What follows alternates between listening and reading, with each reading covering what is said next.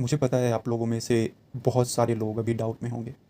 जिस तरह का प्रीलिम्स का पेपर रहा है, अब वो क्वेश्चन ज़रूर होगा मन में कि क्या हमें साल भर अब यूपीएससी का फिर से वैसी तैयारी करनी चाहिए या प्लान बी के लिए जाना चाहिए।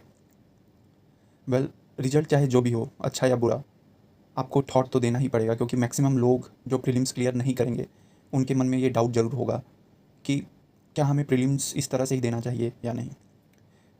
ऐसा पहली बार नहीं है कि प्रीलिम्स इस तरह से क्वेश्चन पेपर बने हुए हों। हर साल ऐसा ही लगता है कि यूपीएससी कुछ भी पूछ रही है या किस तरह से रैंडम और वेग क्वेश्चंस आ रहे हैं।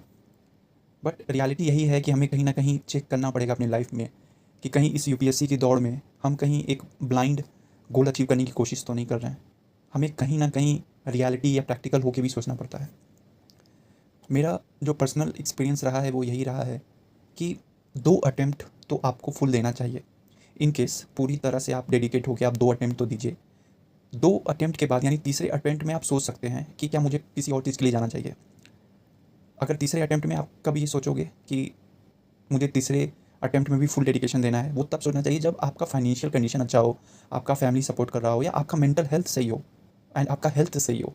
ऐसे कंडीशन में आप तीसरे अटेम्प्ट फुल डेडिकेशन के लिए जाइए, कोई दिक्कत नहीं है। पर 3 अटेम्प्ट के बाद आपको सोचना चाहिए प्लान बी की तरफ कि अब हमें क्या करना चाहिए और या हम क्या कर सकते हैं, क्योंकि रियलिटी यही है कि हम ब्लाइंडली केवल ये सोच कर कि हमारा किस्मत काम कर जाएगा और हम एक ना एक दिन प्रीलिम्स क्लियर करेंगे। रियलिटी यही है कि हार्ड वर्क के साथ यहाँ पर लक भी काम करता है प्रीलिम्स में।